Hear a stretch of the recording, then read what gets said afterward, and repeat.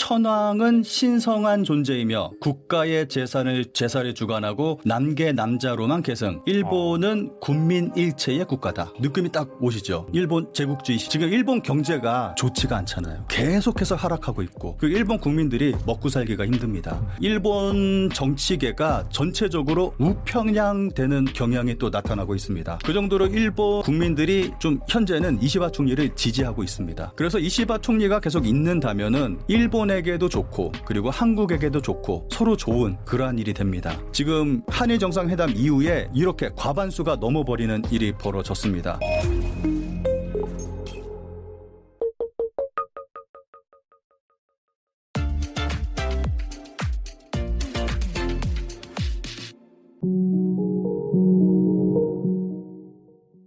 신 작가님 나오셨습니다. 안녕하세요. 네, 안녕하세요. 네, 신 작가님 모시고 여러분들이 궁금해하신 일본 이야기 나눠볼 텐데 최근 일본 경제가 침체 국면에 빠진 가운데 7월 20일 참의원 선거에서 사실 되게 아슬아슬하다 간당간당하다라고 얘기했는데 자민당이 참패를 했습니다. 그리고 일본인 퍼스트를 내세운 신성 전당이 돌풍 일으켰는데 이 외국인 배척 구호와 함께 시위까지 벌어지고 있다고 합니다. 현재 이 분위기 어떤지 궁금하네요. 우선은 참정당이 내세우는 그 헌법 개정안에 대한 내용을 잠깐 좀 살펴보도록 하겠습니다. 굉장히 황당합니다. 보시면은 천황은 신성한 존재이며 국가의 제사를 주관하고 남계 남자로만 계승. 일본은 군민 일체의 국가다. 느낌이 딱 오시죠? 일본 제국주의 시절에. 완전 제국주의네요, 진짜. 예. 2차 세계대전 당시에. 또 보면은 주권은 국가가 가지고 있다. 국민이 아니라 국가가 가지고 있다. 또 주식은 쌀이다. 이거 굉장히 황당한 내용이죠.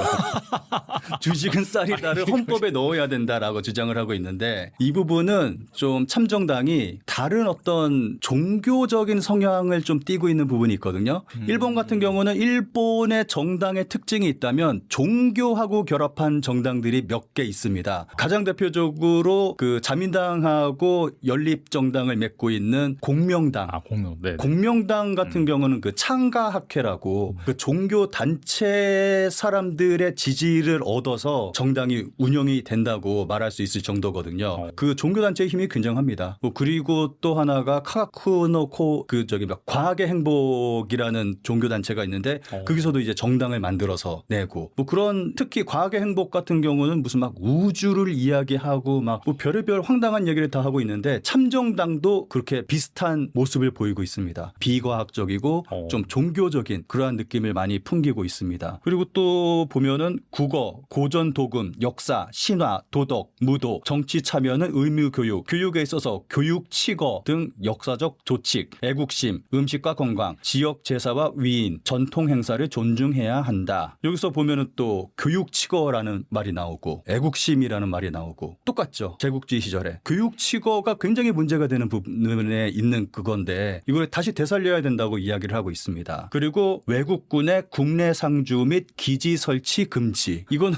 미군 철수죠. 미군 철수. 예. 와. 정말 다 이야기하는 게 황당한 주장만 하고 있습니다. 일본에서 미군이 철수할 가능성이 있을까요? 약간 느낌이 이것도 약간 극우 느낌이잖아요. 어떻게 보면은. 그렇죠. 우리나라는 완전 다르네요. 우리는 또 어떻게 보면 미군을 또 엄청나게 또 이렇게 신봉하고 하는데 여긴 또 완전 다르네요. 네. 근데 보통의 구구라면은 네. 이런 모습을 보이는 게 어떻게 보면은 정상이라고 말할 수가 있잖아요. 근데 한국 같은 경우는 좀 너무 좀 이상한 쪽으로 가다 보니까 좀 다른 모습을 보이고 있죠. 근데 좀 요 참정당이 주장하는 내용들을 보면은 다 황당한 내용들. 이렇게 헌법을 고쳐야 된다라고 주장을 하고 있는데 정말 황당한 내용을 주장을 하고 있습니다. 그럼에도 불구하고 일본 국민들의 전폭적인 지지를 받아서 이번 참여원 선거 때 굉장히 많은 의석을 굉장히 유의미한 의석을 차지할 수가 있었고 그런 일이 벌어지고 있죠. 그리고 또 하나 문제가 된 게 그 참정당 후보가 가두연설을 하고 있을 때 참정당을 지지하는 지지자가 그 주변 사람들한테 15엔 50전 발음해봐라 이런 말을 하고 다녔어요. 왜요? 네. 그래서 이게 굉장히 일본 내에서 논란이 됐거든요. 15엔 50전 관동 대지진 때 15엔 50전 발음해봐라. 발음을 못하면은 일본인처럼 발음 못하면은 거기서 이제 사살을 해버리고 이제 일본인과 외국인 이게 정확하게 말한다면 일본인과 조선인을 구별하기 위해서 15엔 50전 이게 일본인이 아니면은 정확하게 발음하기가 그게 쉽지가 않거든요. 그러니까 이것 때문에 그 당시에 관동 대지진 때 정말 많은 조선인들이 학살당했잖아요. 그 일이 지금 100년이 지난 지금 다시 벌어지고 있습니다. 그래서 일본 내에서 굉장히 논란이 크게 벌어졌습니다. 그래서 그 참정당이 이런 문제를 안고 있음에도 일본 국민들의 지지를 받고 있다는 게 정말 놀라운 일이죠. 아니 근데 그 어느 정도 지지하는 그런 지지층이 소수 있는 거는 이해할 수 있는데 의미 있는 의석수까지 가져갔다면은 상당히 그 비율이 생각보다 높았다라고 볼 수 있는 부분인데 뭐 최근에 일본과 이 미국의 뭐 상호간세 협상이라든지 그런 부분에 있어서 일본인들이 뭔가 그런 좀 뒤통수를 맞았다? 그래서 뭔가 일본 중심의 뭐 이런 여론이 형성돼서 그런 건지 뭐 이거 어떻게 이해해야 될까요? 미국과 하고는 관련이 없습니다. 전혀 없어요. 예. 이거는 전적으로 이제 어떤 일본 내의 불만 표출이라고 볼 수가 있거든요. 지금 일본 경제가 좋지가 않잖아요. 계속해서 하락하고 있고 그리고 일본 국민들이 먹고 살기가 힘듭니다. 일본 실질 소득이 점점 내려가고 있습니다. 마이너스가 되고 있습니다. 물가는 올라가니까요. 물가는 네. 올라가고 소득은 그대로고 그러다 보니까 실질 소득은 줄어들고 점점 더 일본인들의 생활은 힘들어지고 이 불만을 이제 외국인들한테 표출하는 거죠. 일본의 통이라고 생각을 하거든요. 저는 이걸 항상 일본 내부에 불만이 쌓이면 이걸 외부로 표출을 합니다. 방금 말씀드렸던 관동 대지진 이것도 똑같이 대지진이 터지고 힘든 상황이 벌어지다 보니까 이 불만을 외부로 표출하고 이러한 일들이 계속 벌어지고 있는 거죠. 그리고 항상 일본 보면은 지진 벌어졌을 때마다 항상 조선인을 언급을 해요. 예전에 쿠마모토 지진 때도 그렇고 2011년 동일본 대지진 때도 그렇고 조선인이 우물에 독을 탔다. 뭐 21세기에 이런 얘기를 또 하고 있고 동일본 대지진 당시 경우에는 한국인들이 지진이 벌어진 그 지역에 가서 약탈을 한다. 이런 소문이 정말 쫙 또 퍼지기도 했고 또 이러한 일이 벌어지고 있다 보니까 어떻게 보면 이거는 일본의 좀 안 좋은 좀 악습이라고 생각을 합니다. 그래서 이번에도 지금 이렇게 일본 사회가 어려운 그 상황 속에 있다 보니까 그 불만을 외부로 외국인들 때문에 일본인들이 이렇게 좀 힘겹게 살고 있다. 일본인들의 그 일자리를 외국인들이 빼앗아가고 있다. 뭐 이러한 얘기. 외국인들이 일본인들이 받는 혜택까지 전부 다 받아가고 있다. 뭐 이런 얘기 하면서 어떻게 보면은 이제 트럼프가 주장하는 좀 그런 외국인 배제, 외국인 맞아요. 혐오 이러한 거하고 좀 비슷한 맥락으로 볼 수가 있는 거죠. 그런 일이 지금 일본에서 벌어지고 있습니다.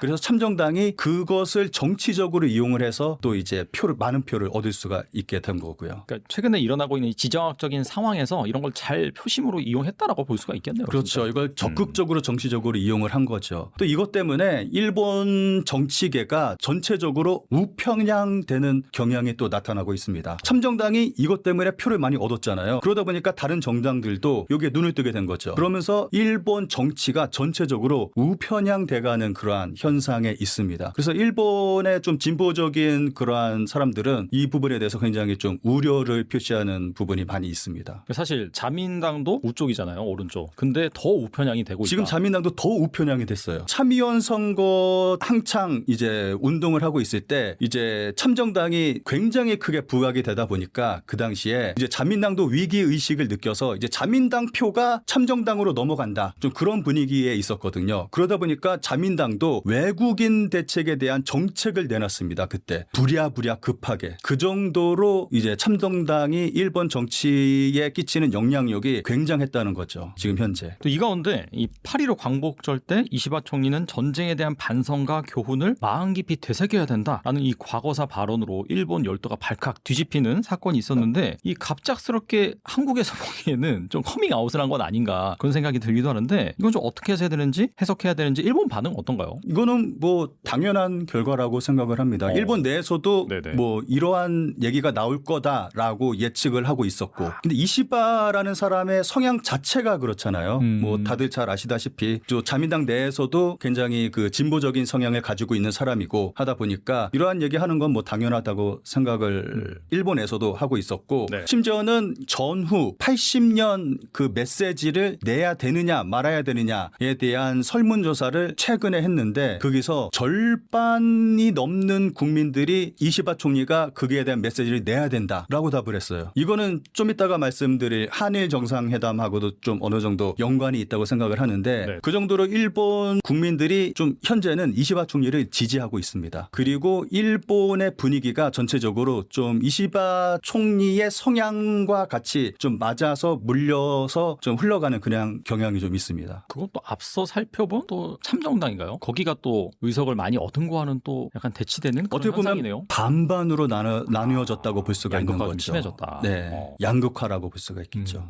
그럼 바로 이제 질문 드려볼 텐데 최근에 이제 한일 정상회담을 통해서 17년 만에 한일 정상회담 공동 문서 발표에 이제 합의하는 그런 사건이 발생했는데 이건 일본 내부에서 평가는 어떤가요? 일본 내에서는 평가가 좋습니다. 이거는 제가 정말 깜짝 놀란 게 한국 시민단체에서는 비난이 빗발쳤습니다. 아 그래요? 예, 제가 이쪽하고 관련된 몇몇 시민단체에 정기 후원을 하고 있거든요. 그래서 그 소식지를 제가 정기적으로 받아보고 있는데 네. 이번에 한일 정상회담 이후에 그 소식지 날라온 거 보고 너무 깜짝 놀랐습니다. 너무 심하게 그 이재명 대통령을 비판을 해서 아니 이 정도로 이런 말을 해도 되나 싶을 정도로 정말 강하게 비난을 하더라고요. 근데 그것도 뭐 이해하지 못하는 부분은 아니죠. 이해가 가죠. 근데 일본 측에서는 이 부분에 대해서 좀 환영하는 그러한 부분도 있었습니다. 근데 이번에는 좀 내용을 보면은 공동성명에서 위안부, 강제동원 등의 일본 측의 구체적인 사죄, 반성의 내용은 들어가지 않았습니다. 좀 대체적으로 좀 얼버무려서 좀 이렇게 뭐 좀 예전에 좋게. 예 네. 그거를 이제 계승해 나간다 뭐 그런 식으로 좀 한 그러한 부분이 있었잖아요. 좀 이 부분에 대해서는 일본에서는 뭐 또 환영하는 그러한 부분이 있고 또 그렇다고 해서 한국이 전부 다 양보한 건 아니잖아요. 또 이재명 대통령 발언을 보면 피해자의 완전한 명예 회복을 위해 해결책을 함께 모색해 가고 싶다라고 이야기를 했는데 이 부분은 어떻게 보면 지금 당장은 이렇게 넘어가지만 장기적 측면에서 니들이 사과하는 쪽으로 해결책을 모색해 보자 뭐 이런 식으로 좀 해석할 수 있다고 저는 생각합니다. 이러한 모습을 보인 거는 국내의 비판을 받을 것을 알면서도 이재명 대통령이 이러한 행동을 한 것은 제가 생각할 때는 뭐 많은 전문가들도 이렇게 이야기를 하고 있는데 한마디로 말한다면은 이시바 일병 구하기 뭐 이렇게 표현을 하면 좋을 것 같습니다. 지금 이시바 총리가 지금 사면초가 정말 그 막다른 골목에 서 있는 그러한 상태잖아요. 잔민당 내에서 정말 이시바 총리 퇴진을 정말 강력하게 이야기를 하고 있습니다. 심지어는 잔민당의 중의원, 참의원, 의원의 70%가 넘는 사람들이 그 이시바 총리는 당장 사퇴해야 된다라고 이야기할 정도로 정말 강하게 이시바 총리 사퇴를 이야기하고 있습니다. 그런데 이시바 총리 같은 경우는 그 자민당 내에서 진보적이고 어떻게 보면 굉장히 상식적인 사람이잖아요. 그래서 한국하고의 관계가 굉장히 좋아질 수 있습니다. 이시바 총리가 계속 하게 된다면, 총리 자리에 있게 된다면. 게다가 한국과 일본의 공공의 적이라고 볼 수 있는 트럼프가 또 있기 때문에 또 이번에 한일 정상회담을 미국보다 먼저 가졌기 때문에 어느 정도 참고할 수 있는 그러한 일이 또 될 수가 있었잖아요. 그렇죠. 예, 그래서 좀 이시바 총리가 총리 자리에 계속 머물게 된다면 그 한일 간의 아까 말씀하셨듯이 8.15 때 이시바 총리가 이야기한 그러한 부분들을 살펴봤을 때 한일 간의 역사적인 부분도 해결될 수가 있습니다. 이시바 총리가 계속 한다면 네. 가능성이 굉장히 높겠죠. 그래서 이시바 총리가 계속 있는다면은 일본에게도 좋고 그리고 한국에게도 좋고 서로 좋은 그러한 일이 됩니다. 그래서 이재명 대통령이 이러한 행동을 취했다고 생각을 합니다. 어떻게 본다면은 그 일본 내에서도 어느 정도 지지를 이끌어낼 수 있는 그런 합의문을 좀 계산된 상황에서 발표를 했다 그렇게 볼 수 있는 거죠. 그렇죠. 이시바 일병 구하기. 예. 그런데 한일 그 정상회담 이후에 바로 직후에 일본에서 그 설문조사를 했습니다. 23일, 24일 양일간 일본 언론들이 정말 대대적으로 설문조사를 했는데 그 설문조사 결과가 굉장히 놀랍습니다. 이거 그림을 보면서 좀 설명을 드리겠습니다. 네. 여기 보시면은 이시바 총리의 지지율을 나타낸 그래프입니다. 7월 달에 급격하게 떨어졌다가 지금 8월이라고 표시된 부분이 한일 정상회담 네. 이후에 실시한 설문조사 결과입니다. 급격하게 올라간 걸 볼 수가 있습니다. 야. 다음 그림을 보시면은 그러면 왜 이시바 총리의 그 지지율이 올라갔느냐에 대한 그 이유를 설명한 그림인데 지금 보시면 이러이러한 이유 때문에 좋은 이미지로 언론에 비춰졌다. 그러면서 굉장히 강조한 게 한일 정상회담을 일본 언론에서는 좀 강조하고 있습니다. 그러면서 이러한 이유 때문에 이시바 총리의 지지율이 올라갔다라고 지금 설명을 하고 있는데 여기서 가장 중심이 되는 거는 한일 정상회담이라고 이야기를 하고 있습니다. 있습니다. 그래서 다음 그림을 보시면은 이시바 총리가 퇴임을 해야 되냐에 대한 설문조사인데 이시바 총리는 퇴임해야 된다라고 생각하는 사람이 42%, 그렇지 않다, 계속 해야 된다라고 생각하는 사람이 50%. 그런데 자민당 지지층 내에서 보면은 이시바 총리가 계속 해야 된다라고 생각하는 자민당 지지층은 74%나 됩니다. 어떻게 보면 자민당 지지층이 더 견고하게 이시바 총리를 지지하고 있다고 볼 수가 있는 거죠. 그리고 이시바 총리의 참의원 선거 패배로 인해서 이시바 총리의 책임이 어떻게 되느냐, 이시바 총리의 책임이 아니다라고 생각하는 사람이 44%, 자민당 지지층 내에서는 55%, 이런 식으로 오히려 자민당 지지층이 이시바 총리를 좀 지지하는 그러한 경향이 큽니다. 그런데 교도통신의 설문조사는 더 높게 나타나고 있어요. 이시바 총리는 퇴임하지 말아야 된다라는 결과가 55%까지 나왔습니다. 이것도 점점 더 올라가다가 지금 한일 정상회담 이후에 이렇게 과반수가 넘어버리는 일이 벌어졌습니다. 그만큼 한일 정상회담이 일본 국민들에게 끼친 그러한 영향이 굉장히 크다고 볼 수가 있겠죠. 다음 그림 보면서 좀 설명을 좀 드리도록 하겠습니다. 네. 보시는 그림은 지난 자민당 총재 선거 당시에 자민당 당원을 상대로 차기 총리에 대한 설문조사를 한 결과입니다. 그때 이시바가 31%, 타카이치 사나이가 28%, 코이즈미가 14%의 지지율을 얻었는데 그 당시에 미국에서 이 당시에 타카이치가 굉장히 그 무서운 기세로 지지율이 굉장히 높이 올라갔습니다. 그러면서 미국에서 나온 얘기가 타카이치가 총리가 되면은 좀 우려스럽다. 타카이치는 너무 구구적이다. 그런 얘기를 좀 공식적으로 성명을 낸 적이 있습니다. 그래서 그런지 몰라도 이시바가 총리가 됐죠. 총재가 되고 총리가 됐는데 그때 일본에서는 이시바가 총재가 된 건 좀 의문이다라는 목소리가 좀 나왔습니다. 근데 아무래도 좀 미국의 목소리가 좀 영향을 끼친 건 아닌가 하는 생각이 듭니다.